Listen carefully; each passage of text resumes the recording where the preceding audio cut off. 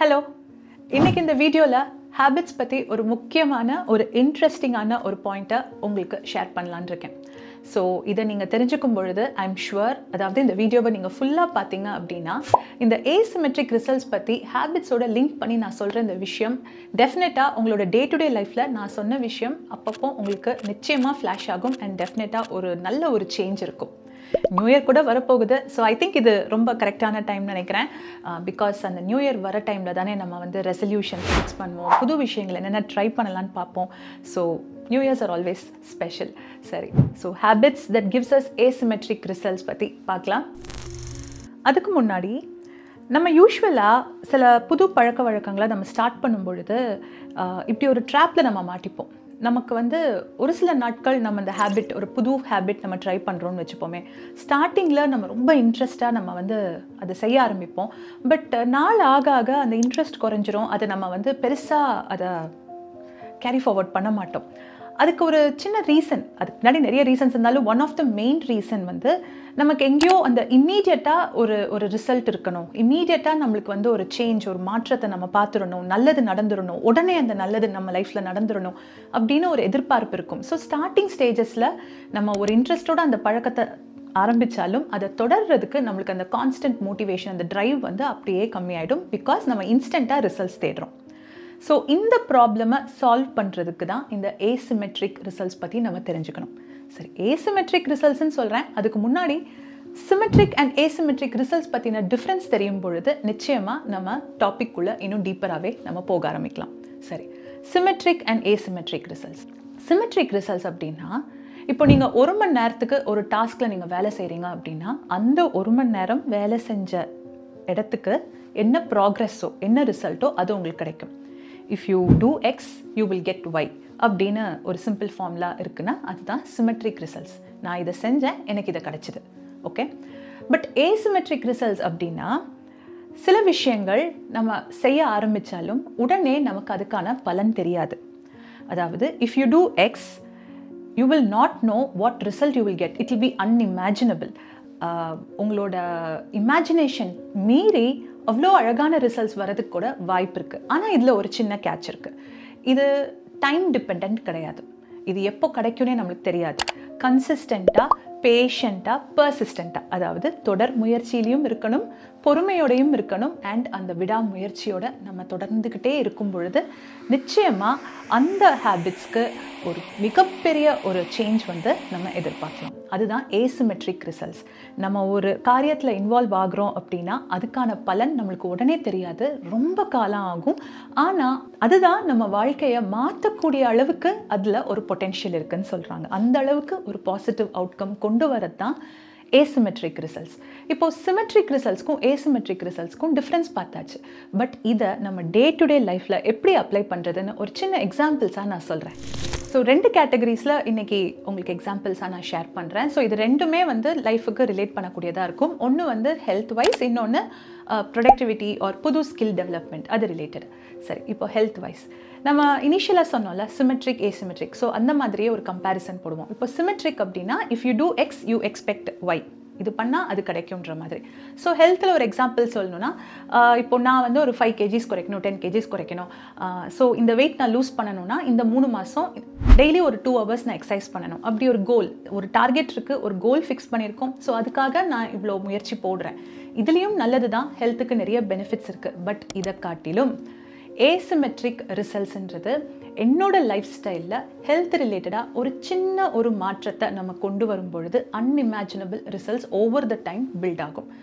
Daily என்ன ஆனாலும் ஒரு 15 minutes நான் வாக்கிங் போகணும், டெய்லி என்ன ஆனாலும் ஒரு 15 minutes நான் மெடிடேஷன் பண்ணணும். இது ரொம்ப சின்ன விஷயம்தான், சின்ன சேஞ்ச் தான்.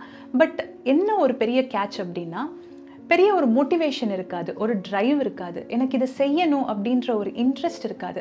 கொஞ்ச நாள் நம்ம செய்வோம், அதுக்கப்புறம் நம்ம விட்டுருவோம். ஸோ அந்த ஒரு பிளாக்கை மட்டும் நம்ம ஹேண்டில் பண்ணிட்டோம் அப்படின்னா நிச்சயமாக தொடர்ந்து நம்ம அந்த ஒரு பழக்கத்தில் நம்மளே ஈடுபடுவோம். அது என்னோட லைஃப் ஸ்டைலே மாற்றும். தொடர்ந்து என்ன அறியாமல் என்னோட லைஃப் ஸ்டைலில் இந்த ஒரு 15 minute வாக்கிங்ன்றது மேபி 30 minutes ஆகலாம், 1 hour ஆகலாம், என்னோட கெப்பாசிட்டி இம்ப்ரூவ் ஆகலாம். ஸோ ஒரு டார்கெட் வச்சு நம்ம ஒரு எக்ஸசைஸ் செய்கிறதுக்கும் என்னோட லைஃப் ஸ்டைலில் ஒரு சின்னதாக ஒரு நல்ல விஷயமா இன்க்ளூட் பண்ணும் பொழுது ஓவர் த டைம் வேறு நிறைய நல்ல விஷயங்கள் எனக்கு நடக்கிறதுக்கும் எல்லா சான்சஸும் இருக்குது. ஸோ அதுதான் ஏசிமெட்ரிக் ரிசல்ட்ஸில் நம்ம நிறைய இன்வெஸ்ட் பண்ணணும். ஏசிமெட்ரிக் ரிசல்ட்ஸ் கிடைக்கக்கூடிய ஹேபிட்ஸில் நம்ம நிறைய இன்வெஸ்ட் பண்ணும் பொழுது நல்ல சேஞ்சஸ் நம்ம லைஃப்பில் நடக்கும். அடுத்த கேட்டகரி எக்ஸாம்பிள் நான் முன்னாடியே சொன்ன மாதிரி ஸ்கில் டெவலப்மெண்ட் ரிலேட்டடாக சொல்லணும் அப்படின்னா, இப்போது சிமெட்ரிக்குன்னு பார்க்கும் பொழுது ஒரு எக்ஸாம்பிள் சொல்கிறேன். இப்போது 10 மணி நேரம் நான் ஒரு எக்ஸாம் கிளியர் பண்ணுறதுக்காக நான் படிக்கிறேன், நாளைக்கு அந்த எக்ஸாம் போய் எழுதுறேன், நான் பாஸ் பண்ணிடுறேன், ரைட்? ஸோ இது வந்து சிமெட்ரிக் கேட்டகரியில் வந்துடும். But habits that gives you asymmetric ரிசல்ட்ஸில் இன்வெஸ்ட் பண்ணணும்னு சொல்லும் பொழுது, இப்போ நீங்கள் ஒரு ஜாபில் இருக்கீங்க, so continuous development, continuous learning வந்து எப்போவுமே கீ அப்படின்னு நான் சொல்லியிருக்கேன். ஸோ அந்த வகையில் பார்க்கும் பொழுது உங்களோட ஜாப் ரிலேட்டடாக, இப்போ நீங்கள் சாஃப்ட்வேரில் இருக்கீங்க, கோடிங் ரிலேட்டட் ஒர்க் பண்ணுறீங்க அப்படின்னா, சரி இப்போ கோடிங்கில் எது வந்து டாப் ஸ்கில்லாக இருக்குது, ஸோ அதில் நான் வந்து கற்றுக்கணும் அப்படின்னு நீங்கள் நினைக்கும் பொழுது, ஓகே இதை நான் செய்கிறனால என்ன பலனுன்றது ஓரளவுக்கு நம்ம யோசித்தாலும் உங்களை நீங்கள் கான்ஸ்டண்ட்டாக டெவலப் பண்ணிக்க சில சர்டிஃபிகேஷன்ஸோ சில கோர்சஸோ சில நாலேஜ் என்ஹான்ஸ் பண்ணிக்கிற மாதிரி விஷயத்தில் நீங்களே உங்களை இன்வால்வ் பண்ணிக்கும் பொழுது ஓவர் த டைம் உங்களை அறியாமலேயே நிறைய ஆப்பர்ச்சுனிட்டிஸ், வேறு ஏதாவது ஒரு புது ஆப்பர்ச்சுனிட்டி வரலாம், திடீர்னு ஒரு ஓப்பனிங் கிடைக்கலாம், ஏன் ஒரு ப்ரொமோஷன் கிடைக்கலாம், இல்லை வேறு ஒரு புது ப்ராஜெக்ட் வரலாம், அதை எடுத்து ஓகே நான் அதை ஹேண்டில் பண்ணக்கூடிய எபிலிட்டி எனக்கு இருக்குது, முன்னாடி நான் இந்த ஒரு ஃபீல்டை பற்றி நான் படிச்சிருக்கேன், முன்னாடி இதை பற்றி நான் நிறைய தெரிஞ்சு வச்சுக்கிட்டேன், இதில் ஒரு ப்ராஜெக்ட் பண்ணியிருக்கேன், ஸோ எனக்கு ஒரு எக்ஸ்பீரியன்ஸ் இருக்குது, அப்படி கூட நீங்கள் சொல்லலாம். ஸோ இது எல்லாமே வந்து உடனே நம்மளுக்கு நடக்குமா அப்படின்னு சொல்ல முடியாது.